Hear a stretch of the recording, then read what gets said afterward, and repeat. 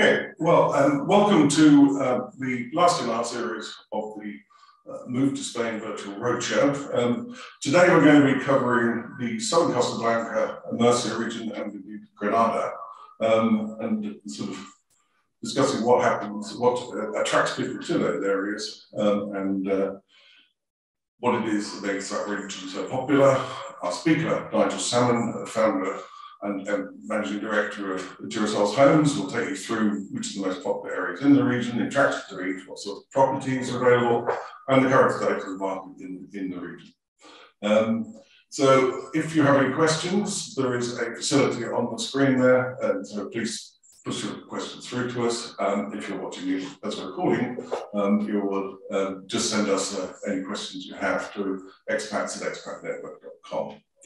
Okay, so Nigel, perhaps we could start off if you could tell us a bit about yourself, Girasol Homes, and the areas that you cover. Sure, thanks Nigel, and welcome everybody. My name is Nigel Salmon. I'm the Managing Director and Founder of Girasol Homes. We've had a very successful overseas estate agency property finding service going since 2006. So we are quite old now. I'm feeling every moment of it.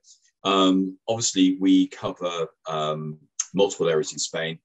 We're talking today about sort of Costa Blanca South, which is the area just south of Alicante, and Murcia, which is the region below Alicante as well.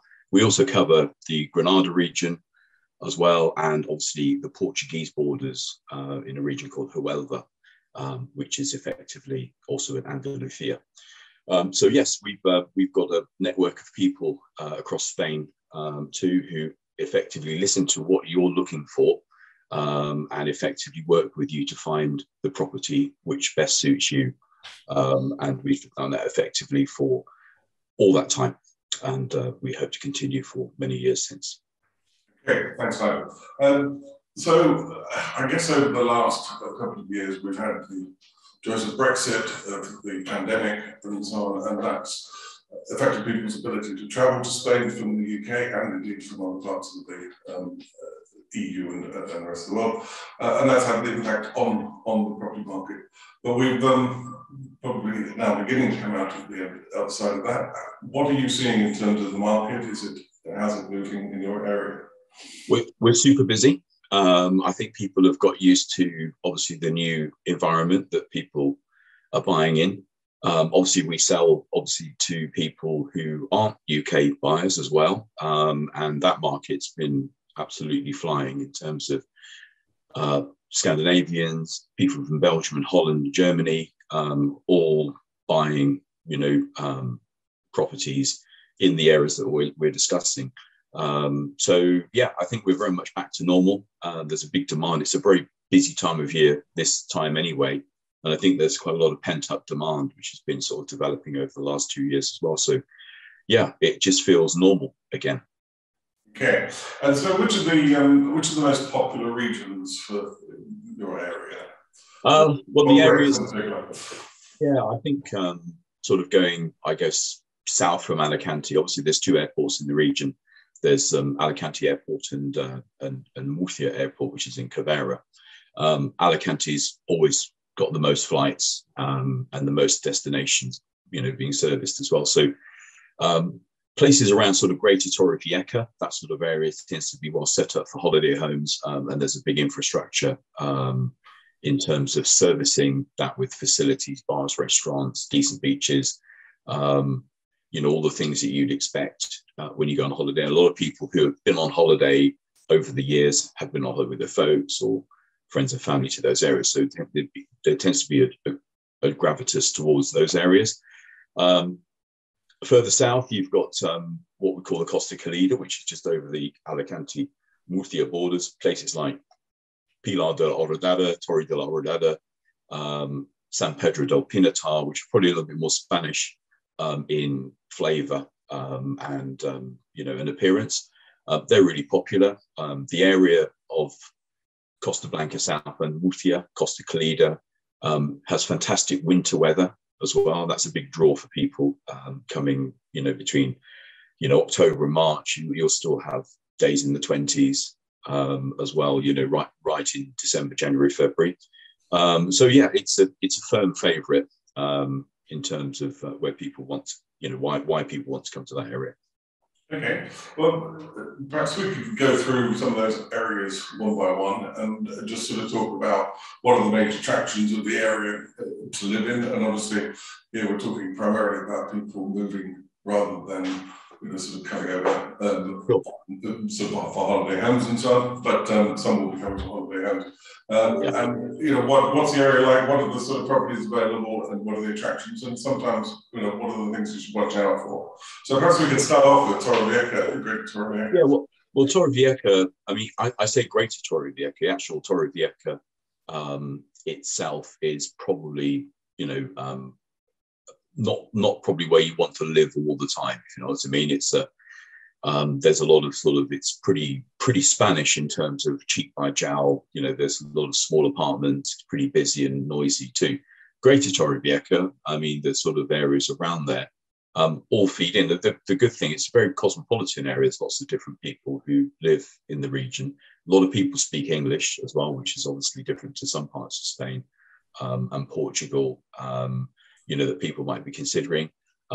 Decent infrastructure. You could potentially get a job as well in those areas, but you still probably have to speak Spanish if you're looking to try to get a job in Spain. You'll certainly need to have reasonably strong Spanish as well.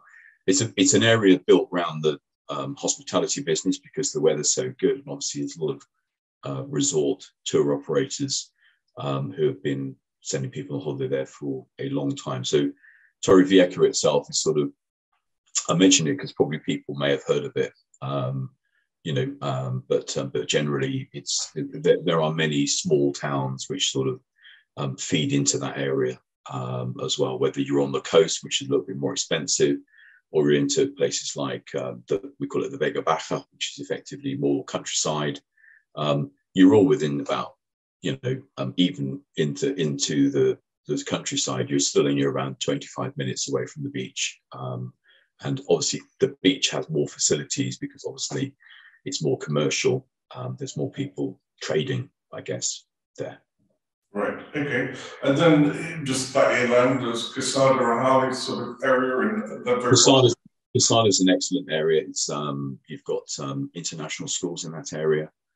You've got lots of bars, shops, restaurants, a lot of infrastructure there, and basically it's there's quite a lot of Scandinavians there as well as obviously Benelux, Germans. It's pretty solidly cosmopolitan in that area, and it has been for sort of 30 plus years. So there's still quite a lot of new build going on in that area too, and basically it's a good spot, in terms of facilities and things to do. There's lots of golf courses and lots of decent beaches, etc.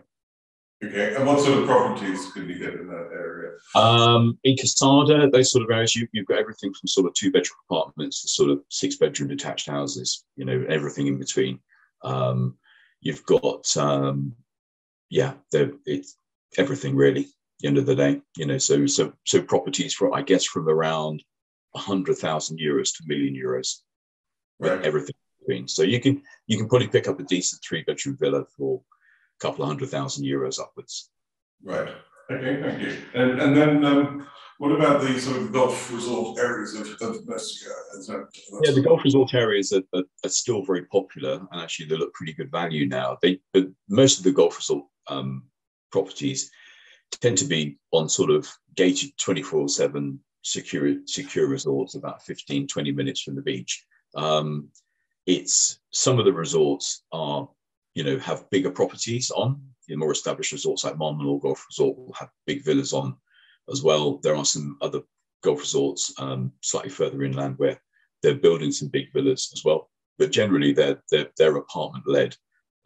Most of the resorts that have been built over the last sort of 15-20 years. And again, there's some good ones and some bad ones. We'd always recommend coming out, and having a good look around and sort of, just understanding, that there is the choice. And sometimes if you pay a little more, you're going to get something much better. So again, it's a bit like the carpenter. Yeah, measure twice, cut once. Yes, well, I lived on a golf course in California some years ago, and I did find it a very pleasant place because I always had the views out from the house. And you never had to get any practice balls because there was always somebody standing in the back garden. I know. We would also tell you where not to buy the one with the pool, you know, around 200 yards with the, you know, with a slice. So we you know, I'm a golfer, so we'll definitely steer you away from the one which you'd have to have a crash helmet on in the pool. Yes, indeed. Okay, what about moving on to San Pedro del Pinatar? Yeah, San Pedro del Pinatar and places like Lopagan and those sort of areas. Really nice Spanish, more of a Spanish feel, I guess. It's probably less built up, but you're still only, you know, moments from lots of facilities similar to Costa Blanca South. So again, if the beaches are slightly different, you know, it's much more of a Spanish feel. So again, for the people who don't really want all the expat, you know, bars, restaurants, and potential craziness, you know, there are some decent options in the area too, and some really nice towns, and obviously, you know, Spanish is probably going to be required in some of these areas as well. But I mean, really nice areas, and again, great beaches, fantastic restaurants as well. Obviously, fish and meat restaurants, and again, the landscape's changed so much over the last 15, 20 years in those areas. But again, just depends on what, you know, it would be budget led in many cases for clients, obviously. Yeah. And Torre de la Horada. Torre de la Horadada. Yeah. It's fine. I lived in Pilar de la Horadada, which is effectively one side of the motorway is Pilar de la Horadada, and the next side is Torre de la Horadada. Again, really similar to San Pedro del Pinatar. It's probably Torre de la Horadada is great place to live. A lot of Spanish go on holiday there every year. The beaches are fantastic. You've got Playa de las Higuericas, which is probably one of the nicest beaches, you know, in the whole of the southeast of Spain too. And again, just, you know, just a really, I really enjoyed living in Pilar de la Horadada. It was, it felt like it was, you know, had a lot of positivity, but also it was a real community as well, which was nice. You know, I had quite an urban property, so it's more Spanish, and a really big apartment. And obviously in some of the Spanish towns, you can get a really big apartment if you're coming out to live. You know, it just depends on what you're coming for at the end of the day. So we thoroughly enjoyed living in that particular town. Again, another area that's sort of slightly different that you cover is Granada. Perhaps you could tell us, is Granada popular with British expats, or is it? Granada is getting increasingly popular with British expats, with more flights also coming from London as well. There used to be flying from, I think the flights used to be from Bristol, London, and I think Liverpool. And and obviously when, you know, the pandemic hit, but just before then there wasn't a huge amount of flights to Granada. They're back now, which is also really good.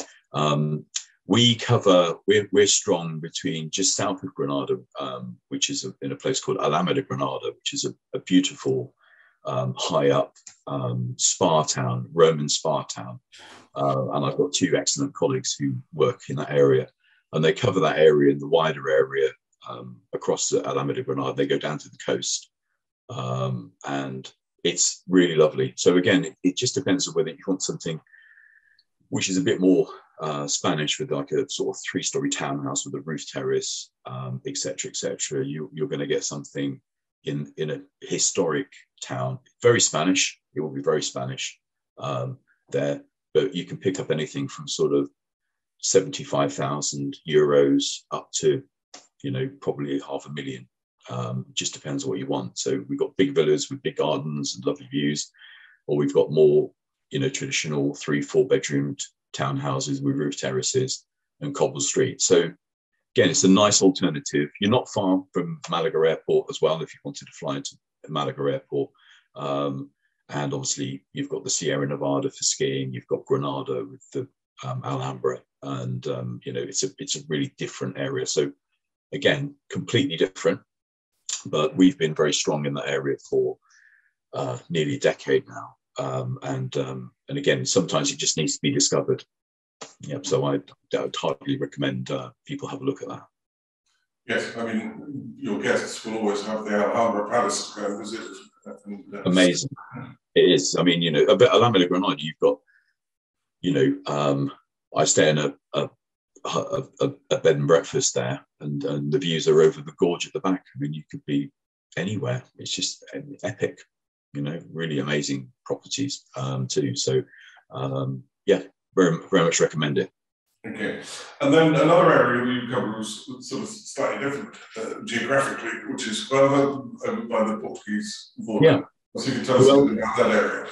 Yeah, Huelva is sort of we call it the Spanish Algarve, because it's got the beaches, the Costa de la Luz beaches. You would fly probably into either Seville or Faro in Portugal and drive across the border. Huelva is, because it doesn't have its own airport, it's sort of, I wouldn't say a backwater, but effectively it's not been developed as much as, say, the Costa del Sol. So you've got the Costa del Sol, then you've got Portugal, and in the middle of it is effectively Huelva. Really good value, amazing beaches, and hardly anybody on them. And again, very reasonably priced properties when you consider some of the other areas which are a bit more popular in terms of commerciality. But Huelva is definitely, we probably had as many inquiries for Huelva as we have had really for sort of Alicante province in this quarter, which is, putting it on the map. A lot of people like it from the Dutch and the Belgians have just discovered it. The Germans have always loved it.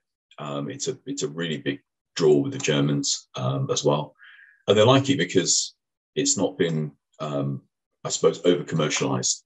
It's got some, some stunning wildlife in that area as well. There's storks and cranes everywhere.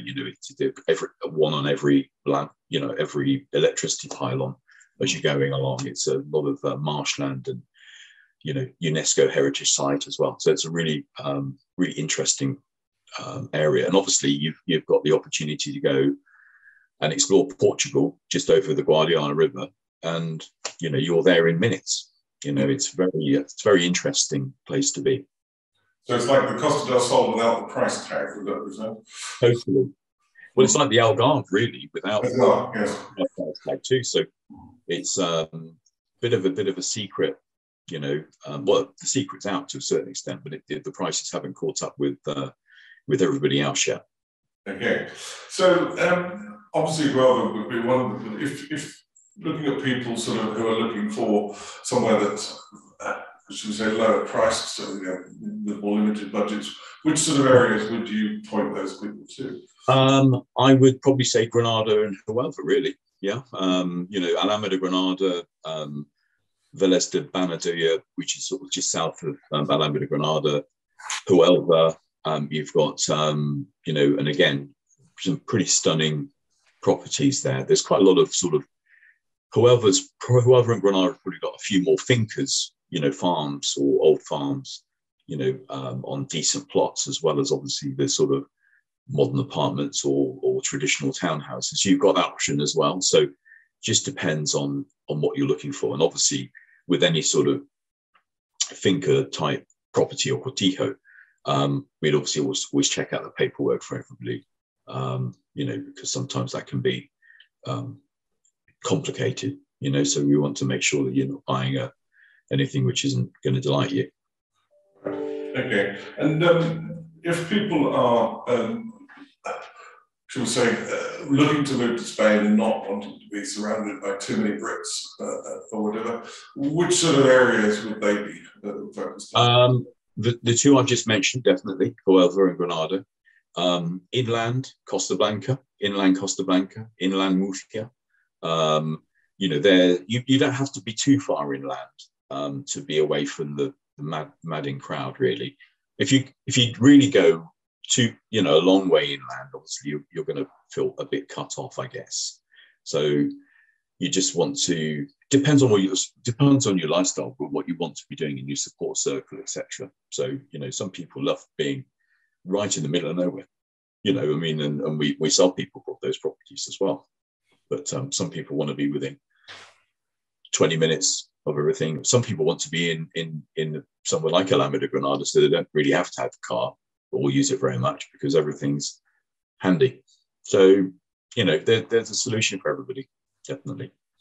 Okay, so when somebody is sort of looking to plan their move to Spain, obviously people tend to start with the big portals, the Rightmove, the Idealista, Piero, and Think Spain.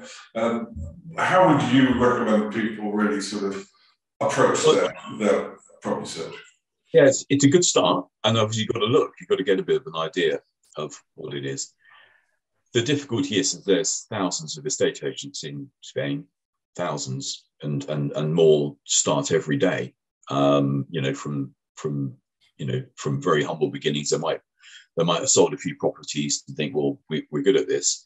I think once you've established, you know, some areas of interest, you should really then contact somebody like me or my team, just to find out a bit more, because it might not suit you at all. And obviously, it's not like moving house in the UK. I mean, it's, you know, you're actually going to get on a plane, you're going to spend some serious money, hotels, flights, car hire, and obviously, you know, your energy as well, your positive energy too. So you want to really do as much as you can before you go out to have a look and get a good idea. We do a lot of videos on our property, certainly in Granada. My colleagues Terry and Lisa video every single property that they list, which is really helpful. And they've lived there for over a decade, so I mean they couldn't know it any better. Their area. My colleague Corinne in Huelva has lived there for over a decade as well, and both Lisa, Terry, and Corinne speak fluent Spanish as well. And so to navigate around, you know, to make things happen, it's really useful. It's slightly different in Costa Blanca South and Murcia, because it's a little bit more, you know, centered towards the UK market, or has been as well. So, and again, those properties tend to be very much urban and less complicated. And there, it's just a question of, you know, it's, you know, whether you want to live inland, you know, with less facilities and more value, or whether you want to be on the coast with lots of facilities, and obviously you pay a bit more to be close to the beach and all the supermarkets and facilities, etc., etc. So again, you'll sort of get a bit of an idea, and a lot of people watching this webinar will have been thinking about this for a long time. The portals can be a bit misleading. There's a lot of out-of-date information on there too, not particularly updated all the time. And again, you don't know quite who you're getting when you're sort of putting all your faith into an agent. I mean, we've been around for a long time. I'm a member of the AIPP board as well, so that's important that we do things properly with our clients. So again, you need to ask people who know, and people who speak your language as well, which is really important. Yes, I think reinforcing the point you're making there, I mean, one of the side effects of there being so many estate agents is that many properties are put on by multiple agents each time onto those portals. And the problem is that when one of them sells it, the others don't necessarily take it off. So you could have quite a large number of properties that are not. It happens. You know, we're not told. People inquire about a property, and we make the inquiry and it's gone. You know, and it makes us look bad as well. So, you know, it's all about, you know, when you come out, there will be, you know, half a dozen plus properties I think you'll really like, and we'll do that, you know, more or less immediately before you go out, because then you'll be able to look at those properties rather than sort of, you know, holding on to something which you looked at 8 weeks ago, you know, which is probably gone. Because I mean, the market is moving well at the moment, and obviously there's a lot of energy back into the market too. So again, don't dilly-dally too much, because I think it's you know, it will be quite difficult to be competing. You know, people can't really think too long. You've got a bit more time in the country, you know, in the country properties. There's possibly less demand for those than the sort of stuff on the coast. Yeah. So, I mean, one of the things that we've seen is an enormous amount of demand, and one of the sort of side effects of that is that people are having to move much quicker. And, you know, you obviously work with people individually. What do you do in terms of making sure that, you know, you make their trip to Spain on a, you know, sort of viewing trip an effective one? Yeah, I think the thing is, I mean, if you're coming over to live, you've got to put the hard yards. And what's been difficult in the pandemic is that we normally have people in our car, you know, so we can talk to people when we're driving around areas and discuss them. But so obviously the difficulty we've had is that generally we've been in a convoy situation for the last 2 years because of the pandemic.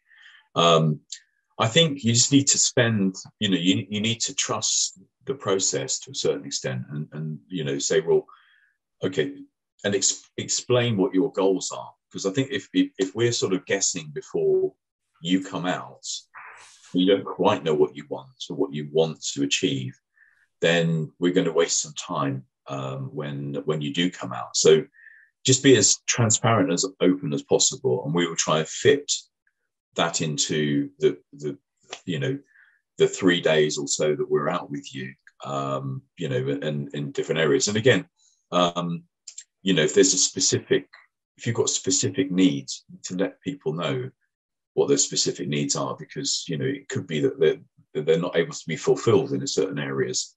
You know, there might not be a high-speed train service from Alameda Granada to Madrid, or whatever. I mean, there's a few things which, you know, you need to double check that, you know, these things are possible. And again, that's good communication way before you come out. That's the best advice I can give anybody. Yeah, I think that as somebody commented, it's much better to have the wrong house in the right location rather than the right house in the wrong location. Yeah, yeah, very much so. Yeah, that's so true. It's about finding where you want to live, and then finding the property that fits your lifestyle to go with that. But if you're in the wrong area, then it doesn't matter how great the house is. It's not going to happen. Okay, so thank you very much. We've got one question here. It says, what is it that they are coming to Spain? They work from home, and they were just wondering if there are strong internet connections in all of the areas, or whether there are areas they should avoid. It's generally, Spain is probably one of the best places in the whole of Europe for internet.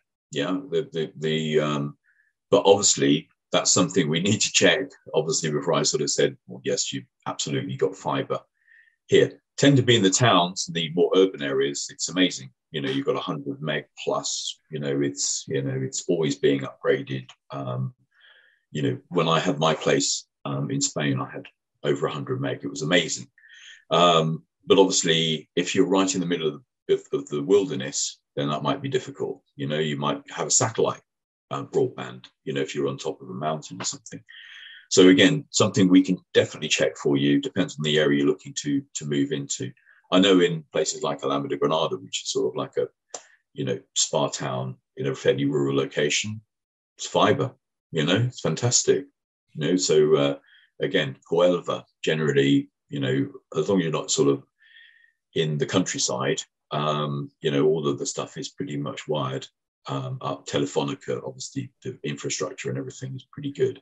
So again, double check with us or whoever you're talking to about. Yeah. Sorry, you're muted. Sorry. Yeah. So yeah. Good question. Generally good, but we need to check. Yeah. Okay, well, thank you there. I think we'll end it there. Thanks very much. Just to finish off by thanking everybody for attending, and to say, as I said before, I think we're here to help you to make the move to Spain. So if there's anything we can do to sort of help you, then please do not hesitate to contact us. we answer any questions or find somebody to answer those questions. We can refer you to people within our network.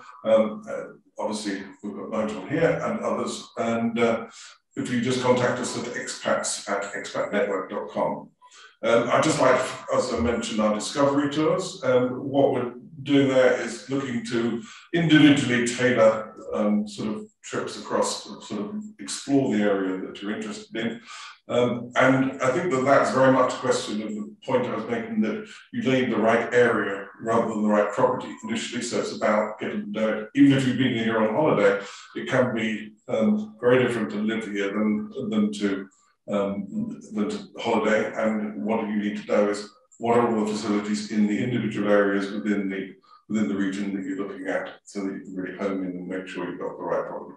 Now, clearly, the likes of Nigel, who will be helping us with those with his team, want to sell your property, and they will help you in that, but there will be no obligation to do so, and they will agree any terms with you before they do any work on that site. So if you want to sign up for those discovery tours, you can just go to the website, expatnetwork.com, look under events, and you'll see Spanish discovery tours there.